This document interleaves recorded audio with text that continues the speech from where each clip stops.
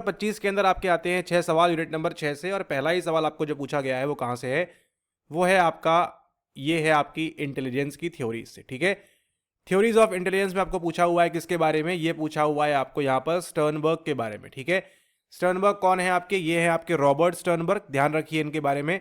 और इन्होंने क्या दिया है, आपकी क्रिएटिविटी की थ्योरी भी दी है, उसी के साथ साथ आपका प्यार का सिद्धांत भी दिया है, लव की थ्योरी भी दी है। सारा कुछ जो माल मसाला है इन्होंने दिया हुआ है, और खासतौर पर जो फोकस किया हुआ है वो कहाँ पर फोकस किया हुआ है, आपकी इंटेलिजेंस की थ्योरी के ऊपर, यानी कि बुद्धि की थ्योरी के ऊपर। ठीक है, सवाल कहां से लिया गया है, सवाल लिया गया है साइको प्रोफेसर पीवाईक्यू ई बुक से, और उसी के साथ साथ आपका लिया गया है सवाल आपकी एनसीईआरटी से, या फिर आपकी अन्य कोई भी जनरल साइकोलॉजी किताब है वहां से सारे सवाल लिए गए हैं। ठीक है, ओके।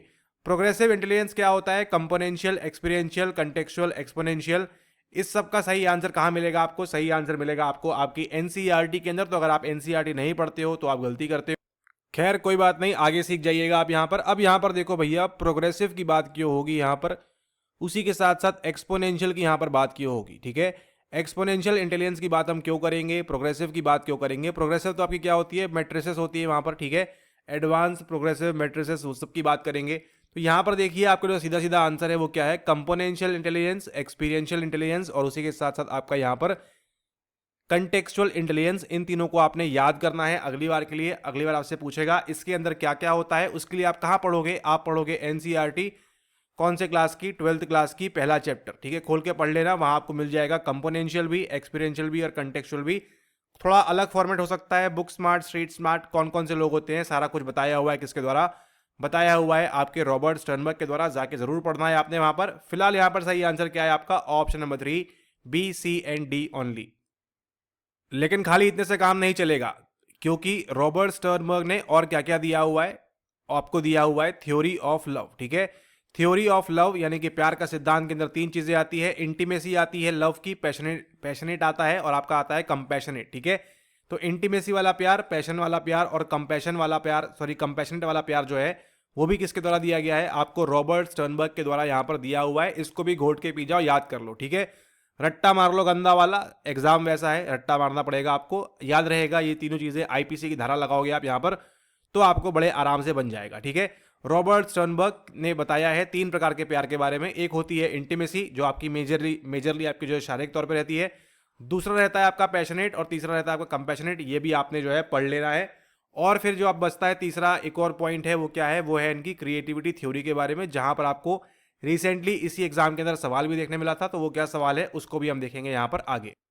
तो चलिए आगे देखते हैं अगला सवाल। अगला सवाल जो आ रहा है आपके सामने वो है आपका ये। ठीक है, अब यहाँ पर देखिए, Guilford's theory of intelligence known as cubical model of intelligence consist of 120 small cube representing primary abilities. Those are some combinations of operation, product or content. Which one of the following is included in product dimension? Evaluation दिया है, convergent यहाँ दिया हुआ है, memory दिया है, transformation आपको यहाँ पर दिया हुआ है। अब आपके सामने सवाल यहाँ ये है कि भैया यहाँ पर आंसर क्या होगा। तो यहाँ पर देखो, इवेल्यूएशन यहाँ पर नहीं होता है, कन्वर्जेंट भी नहीं होता है, मेमोरी भी नहीं है। ये आपका देखो फैक्चुअल सवाल है। ट्रांसफॉर्मेशन जो है वो होता है किसके अंदर, आपके प्रोडक्ट के अंदर ये होता है। ठीक है, आपको जान के आश्चर्य नहीं होना चाहिए, सवाल कहाँ से लिया गया है, आपकी लिया गया है आपकी 12th क्लास की एनसीईआरटी से। ठीक है, तो शौक लग सकता है आपको, क्योंकि आप हमारी वीडियो नहीं देख रहे थे, आप लगे थे सिलेबस कंप्लीट करने में। केवल आपको ध्यान रखना है कहाँ पर, बेहतर से बेहतर तरीके से आपको क्या करना है, आपने पीवाईक्यू कंप्लीट करना है। ठीक है, इस बात को आप ध्यान रखें, जितना अच्छे से आप पीवाईक्यू लगाएंगे उतना बेहतर तरीके से आपको जो है एग्जाम में सवाल करने को मिलेगा, और आप जो है फटाफट से धमाके के साथ आप जो है एग्जाम को पास करोगे। जितना जल्दी से जल्दी हो सकता है उतना जल्दी से जल्दी। ठीक है, तो यहां पर क्या है, प्रोडक्ट के अंदर क्या आता है, आपका ट्रांसफॉर्मेशन आता है। इस चीज को आप ध्यान रखें भली भांति। ठीक है, अगली बार क्या पूछेगा, ऑपरेशन के बारे में पूछेगा, कंटेंट के बारे में पूछेगा, कहां से पढ़ना है बता दिया है आपको, और क्या करना है आपको इसके बारे में प्रैक्टिस करनी है। अब यहां पे देखिए क्या दिया हुआ है, गिलफोर्ड ने दिया है किसके बारे में, थ्योरी ऑफ इंटेलिजेंस। उसी के साथ साथ क्या दिया है गिलफोर्ड ने बोला है 2 प्रकार की थिंकिंग के बारे में। एक होती है आपकी कन्वर्जेंट, और दूसरी कौन सी होती है आपकी, दूसरी होती है आपकी यहाँ पर डाइवर्जेंट, यानी कि अभिसारी और अपसारी चिंतन के बारे में भी किसने बताया है, आपको बताया है यहाँ पर गिलफोर्ड के द्वारा। ठीक है, अब वो देखो सेम सवाल आपको यहीं पर आ गया है। तीसरा सवाल बताया आपको यहाँ पर, ये भी कहाँ से लिया गया है, आपकी एनसीईआरटी से लिया हुआ है। ठीक है, creative thinking always requires divergent thinking. अब आपको क्या मालूम होना चाहिए, अभी आपको बताया है डाइवर्जेंट होता है और दूसरा कौन सा होता है, कन्वर्जेंट। कहां से लिया हुआ है, आपकी एनसीईआरटी से लिया हुआ है। किसने दिया है आपको, ये दिया है आपको जेपी गिलफोर्ड के द्वारा। जेपी गिलफोर्ड ने और क्या दिया है आपको यहाँ पर, 120 वाला जो मॉडल है उसके अंदर क्या क्या आता है आपका, यहाँ पर यूनिट, ऑपरेशन और प्रोडक्ट आपका इसके अंदर काम करता है। इतना ही तो आपको जानना है और कुछ अलग से आपको जानने की आवश्यकता नहीं है, ठीक है। और इवैल्यूएशन किसके अंदर आता है, इवैल्यूएशन आता है आपके यहाँ पर प्रोडक्ट के अंदर, इसको भी आप ध्यान रखोगे, ठीक है। ओके, क्रिएटिव थिंकिंग क्या होती है, अब देखो ये है आपका सृजनात्मक नहीं, सृजनात्मक चिंतन ऑलवेज रिक्वायर डाइवर्जेंट थिंकिंग, ठीक है।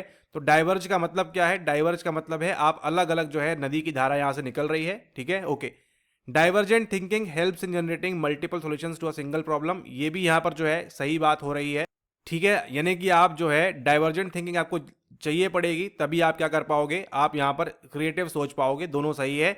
इसीलिए सही आंसर क्या होता है, both A and R are correct and R is the correct explanation of A, ठीक है। तो ये आप ध्यान रखो, क्रिएटिव थिंकिंग क्या है, ऑलवेज रिक्वायर डाइवर्जेंट थिंकिंग, यानी कि आप कितने अलग प्रकार से सोच सकते हो किसी चीज को लेकर, ठीक है। और डाइवर्जेंट थिंकिंग जो है helps in generating multiple solutions to a single problem, ये भी सही बात है। आपको क्या ध्यान रखना है, चलते हैं काली स्क्रीन के ऊपर। आपको ध्यान रखना है भैया, होगी एंट्री किसकी, होगी एंट्री आपकी जेपी गिलफोर्ड की, ठीक है। जेपी गिलफोर्ड की एंट्री होगी, क्या लेके आएंगे अपना 120 150 का मॉडल लेके आएंगे, इतना आप ध्यान रख लो, एनकोड कर लो दिमाग में, ठीक है। ज्यादा आपको एक्स्ट्रा दिमाग नहीं लगाना है, एनकोड करते चलना है हमारी वीडियो के साथ साथ में, ठीक है। ओके, यही व्यक्ति क्या करता है, यही व्यक्ति बात करता है आपके दो प्रकार के चिंतन के बारे में। पहला कौन सा है आपका, डाइवर्जेंट, और दूसरा कौन सा है आपका, कन्वर्जेंट, ठीक है। कन्वर्जेंट क्या है, जब आप एक ही सॉल्यूशन आपके सामने होता है, ठीक है। अगर हम बात करें गणित के सवाल सॉल्व करना, ठीक है, गणित के सवाल सॉल्व करने के लिए क्या चाहिए आपको, केवल फॉर्मूला चाहिए 2 + 2 = 4 और 2 - 2 = क्या है, 0, ठीक है। ये किस प्रकार का चिंतन हुआ, एक प्रकार से आपका कन्वर्जेंट। सॉल्यूशन कैसा है, आपके सामने केवल एक है, प्लस लगाओगे तो आपको यहाँ जोड़ना पड़ेगा, माइनस लगाओगे तो आपको यहाँ पर घटाना पड़ेगा, ठीक है। लेकिन अगर आपसे बोला जाए कि भैया अगर आपको यहाँ से ये जो नदी है, नदी से आपको यहाँ से पानी पार करते हुए आपको इस प्रकार से यहाँ जाना है, तो आप कितने तरीकों से जा सकते हो, आप तैर के जा सकते हो, नाव से जा सकते हो, यानी किसी चीज को पार करने के लिए आप क्या कर रहे हो, वहां पर अलग अलग प्रकार से जो आप उसके लिए सॉल्यूशंस खोजते हो, उसको आप क्या बोलते हो, यानी आपके पास क्या है, वहां पर मल्टीपल स्ट्रीम्स हो जाती है, ठीक है, मल्टीपल तरीके हो जाते हैं। तो क्या बोलोगे, अच्छा एक एग्जाम्पल दे आपको सीधा सीधा, इस ये हो आप, ठीक है, ये हो आप जो क्या कर रहे हो, 9 से 5 की नौकरी कर रहे हो, ठीक है, 9 से 5 की नौकरी कर रहे हो, और आप मान के चलो आप कमा रहे हो 20,000 रुपये प्रति माह, या 50,000, 1 lakh, 5 lakh, 10 lakh, 2 crore, depending upon personal experience आपका जो भी आपका है, ठीक है। या फिर यहाँ पर 5,000 भी, ठीक है, डिपेंड करता है आप किस पॉइंट ऑफ व्यू से आप सोच रहे हो, ठीक है। तो ये तो आप कमा रहे हो, पिछले 5-10 साल 2 साल से लगे हुए हो, ठीक है। तो ये कौन सा चिंतन कहलाएगा, कौन सी थिंकिंग होगी आपकी, ये होगी आपकी कन्वर्जेंट, क्योंकि आपके पास क्या है, केवल आपकी एक नौकरी है। लेकिन वहीं पर आपका चालाक पड़ोसी क्या कर रहा है, वो नौकरी भी कर रहा है 9 से 5, उसके बाद क्या कर रहा है, क्लाउड किचन कर रहा है, फिर क्या कर रहा है, स्विगी और इंस्टामार्ट वहाँ डिलीवरी भी कर रहा है, ठीक है। उसके बाद क्या कर रहा है, सुबह पेपर भी बांट रहा है, और क्या कर रहा है वहाँ पर, और क्या कर सकता है वो, गार्डनिंग भी कर रहा है, ठीक है, खेतों में जाके पानी भी दे रहा है। तो क्या हुआ, उसने मल्टीपल स्ट्रीम्स कर ली उसने, क्या, किसकी, आपकी इनकम की यहाँ पर, ठीक है। तो आप बताओ यहाँ पर ज्यादा पैसे और ज्यादा क्रिएटिव कौन कर पा रहा है, यहाँ पर वो कर पा रहा है ये व्यक्ति, ठीक है। तो यही क्या, ये क्या कहलाएगा आपका, ये कहलाएगा आपका डाइवर्जेंट। और अब हमको नहीं लगता कि आप जीवन में कभी डाइवर्जेंट और कन्वर्जेंट के मध्य में आप कभी भी दिक्कत होगी आपको, ठीक है। तो इसको आप ध्यान रखें। और दिया किसने है, दिया है आपको यहाँ पर जेपी गिलफोर्ड के द्वारा, ठीक है। तो ये सवाल भी एनसीईआरटी से है, ये भी एनसीईआरटी से है, ये भी एनसीईआरटी से है, डोंट वरी, ठीक है। अब ये भी भैया एनसीईआरटी से है, और देख लें क्या, ये एनसीईआरटी शायद नहीं है, शायद नहीं है, ये भी एनसीईआरटी से है, ठीक है। तो 6 में से 5 सवाल तो आपके भैया एनसीईआरटी से आ गए हैं, आप देख लो आप, ठीक है। और पीवाईक्यू से भी आया, सारा कुछ जो देख रहे हो इसके अंदर पीवाईक्यू ही पीवाईक्यू पड़ा हुआ है, चिपका हुआ है यहाँ पर, एकदम जटिल तरीके से नहीं, एकदम आसान तरीके से। बस आपके जो नजरिए की बात है उसको आप यहाँ पर ध्यान रखो। चलिए जी, अभी यहां पर देखिए, 2 factor theory of intelligence, primary mental abilities, theory of multiple intelligence, triarchic theory of intelligence. अब इससे आसान और इससे सस्ता और इससे टिकाऊ सवाल आपको कैसे मिलेगा, अब बताओ। यहां पर थ्योरी ऑफ मल्टीपल इंटेलिजेंस बच्चा बच्चा जानता है, किसके द्वारा है, हॉवर्ड गार्डनर के द्वारा यहां पर है। डी के साथ 1 देखो, डी के साथ 1 देखो, और यहां पर आपका आंसर निकल जाएगा, और कुछ करना ही नहीं, इसके अंदर आपको एक्स्ट्रा दिमाग लगाना ही नहीं है। अभी आपने देखो ऊपर सॉल्व किया है ना, रॉबर्ट स्टर्नबर्ग को लेके रिवाइज करना है। स्टर्नबर्ग नहीं, फिर से कौन सी आएगी, intimacy, passionate, compassionate love, IPC theory, और आपकी क्रिएटिविटी की थ्योरी भी यहाँ पर आएगी। इन्होंने क्या दिया है, आपको दिया है try archaic theory of intelligence. अब इसके अंदर क्या क्या 3 चीजें आती है उसको फिर से रिवाइज करते हैं आप पटक के यहाँ पर। उसके अंदर क्या आती है, ये 3 चीजें आती है, कंपोनेंशियल, एक्सपीरियंशियल और कंटेक्चुअल इंटेलिजेंस यहाँ पर आता है। इसको आप यहाँ ध्यान रखोगे, ठीक है। ओके, अब कौन बचता है, अब बचता है आपका यहाँ पर 2 फैक्टर थ्योरी ऑफ इंटेलिजेंस। किसके द्वारा है, आपके चार्ल्स स्पीयरमैन के द्वारा 1904 में, ठीक है। 1904 में आ रही है आपकी 2 फैक्टर थ्योरी ऑफ इंटेलिजेंस, जो आप बोलते हो जीएफ और जीसी। नहीं, जीएफ और जीसी आप नहीं बोलते हो, जीएफ जीसी कौन बोलते हैं, ये बोलते हैं आपके फ्लूइड इंटेलिजेंस और आपके क्रिएटिव नहीं क्रिस्टलाइज इंटेलिजेंस को लेकर कौन बोलेंगे आपके, ये बोलेंगे आपके आरबी काटेल, ठीक है। आरबी काटेल ने क्या किया हुआ है, आगे जाके 16 पीएफ आपको यहाँ पर दिया हुआ है, ठीक है। इस 16 पीएफ के अंदर क्या होता है आपका, L data, Q data, T data, ये सब भी यहाँ पर होता है, ठीक है। ये सब कहाँ से आ रहा है पूरा, ये सब आ रहा है आपके पीवाई क्यूज के माध्यम से, ऑलराइट, ओके। अब देखो 2 फैक्टर थ्योरी ऑफ इंटेलिजेंस जो है किसके द्वारा है, चार्ल्स स्पीयरमैन के द्वारा। पीएमए किसके द्वारा है, आपके थर्स्टन के द्वारा। ये आपने यहाँ मैच कर लिया, ये यहाँ मैच हो गया, मतलब ये यहाँ पर हो गया, ये यहाँ पर हो गया, आप समझ गए। आपने 1 2 3 4 थ्योरीज ऑफ इंटेलिजेंस आपने क्या कर ली, यहाँ पर कंफर्म कर ली है। एंड अब एग्जाम में गलत होने की संभावना आपकी क्या हो गई है, बिल्कुल ही कम हो चुकी है। उसके बाद हम चलते हैं आगे, अगला सवाल देखो, दिसंबर 25 का अगला सवाल, what is the correct option for Flint effect. अब यहाँ पर देखो अनेक प्रकार के प्रभाव है, हर किसी को आप याद कर सकते नहीं हो, लेकिन बहुत ही कॉमन इफेक्ट है आपका किसको लेकर, यह है आपके फ्लिन इफेक्ट को लेकर।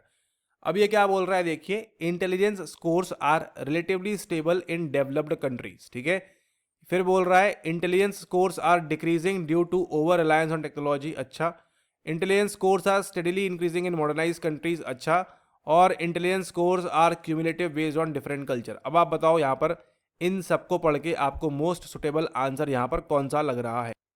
अगर आप यहाँ पर कुछ भी नहीं खोज पा रहे हो सही आंसर कौन सा है, तो अब क्या करना है, दिमाग में आपने एनकोड करना है नेक्स्ट टाइम के लिए, ठीक है। अब यहाँ पर देखो फ्लाई मतलब क्या होता है, फ्लाई मतलब होता है उड़ना, ठीक है।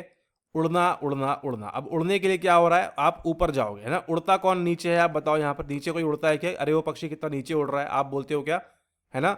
उड़ने की जब भी बात आती है आप कहाँ देखते हो, आकाश की तरफ देखते हो, ऊपर यानी कि स्काई की तरफ देखते हो, आप जो है आप बादलों की तरफ देखते हो, और आप क्या चाहते हो, आप ऊपर उठना चाहते हो, ऊपर उड़ना चाहते हो आप यहाँ पर, ठीक है।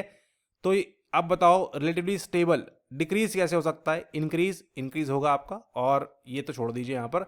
सही आंसर क्या है, intelligence scores are steadily increasing in modernised countries, ठीक है। ये तो छोड़ दीजिए, यहाँ शब्दों से खेला हुआ है, मेन कीवर्ड क्या है आपका, स्टेडीली इंक्रीजिंग, ठीक है। यानी फ्लिन इफेक्ट ये बोलता है कि भैया इंटेलिजेंस जो है वो क्या हो रहा है, वो आपका बढ़ रहा है। मतलब आप देखिए आपके दादा दादी, ठीक है, उनसे स्मार्ट कौन है, आपके दादा दादी से आपके माता पिता, ठीक है। इनको जो नहीं आता वो इनको आता है, और आपके माता पिता से स्मार्ट कौन है, वो है आप, ठीक है।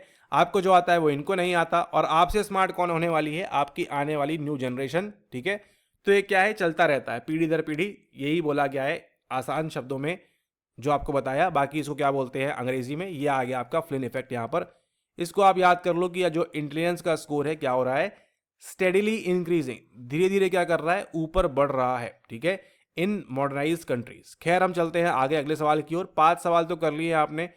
अगला सवाल देखिए, one day I lost my ear ring. अब ये सवाल देखो आप ना, कंप्लीटली कॉमन सेंस का सवाल है, ठीक है। कॉमन सेंस का सवाल है, और आपका जो है एनसीईआरटी से इसको लिया हुआ है, ठीक है। तो अभी तक जो आपने 6 सवाल देखे हैं, 6 नहीं 6 सवाल देखे हैं, उसमें से 5 सवाल जो है कहाँ से है, आपके एनसीईआरटी से हैं सारे के सारे सवाल, ठीक है।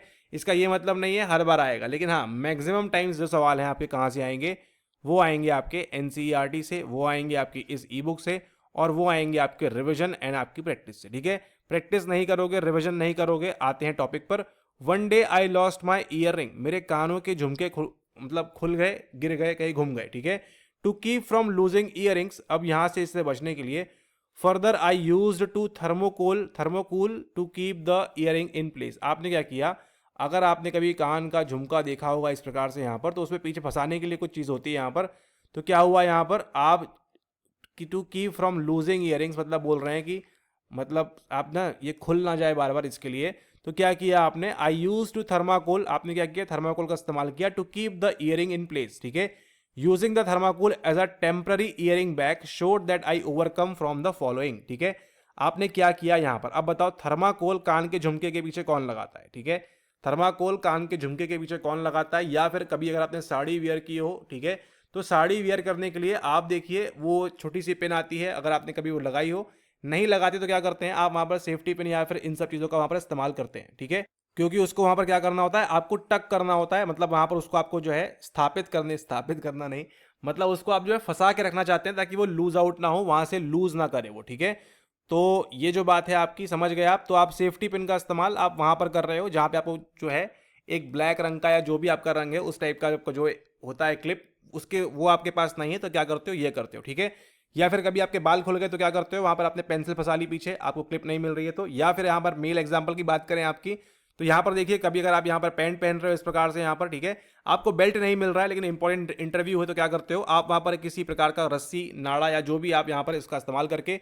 फिर क्या करते हो, ऊपर से शर्ट को कवर कर लेते हो, आपका काम बन जाता है उस टाइम के लिए। ठीक है, तो ये जो चीज़ों का इस्तेमाल कर रहे हो, अब देखिए आपके कपड़े सुखाने की रस्सी या फिर धागा या फिर कुछ भी चीज़ का इस्तेमाल आपने किसके लिए किया, आपने अपने बेल्ट के लिए किया, या फिर यहाँ पर आपने जो क्लिप घूम गई थी आपकी उसकी जगह आपने क्या किया, पेंसिल का इस्तेमाल किया। तो इन चीज़ों का काम देखिए क्या है, इन चीज़ों का काम जो है अलग अलग है। ठीक है, ओके, अब आते हैं सवाल के ऊपर। अब ऑप्शन क्या दिया है, कन्फर्मेशन बाइस, ये आपका PYQ है, इसका यहाँ पर कोई मतलब नहीं है। अगला है आपका अ मेंटल सेट, ये कोई देखिए मेंटल सेट भी नहीं है।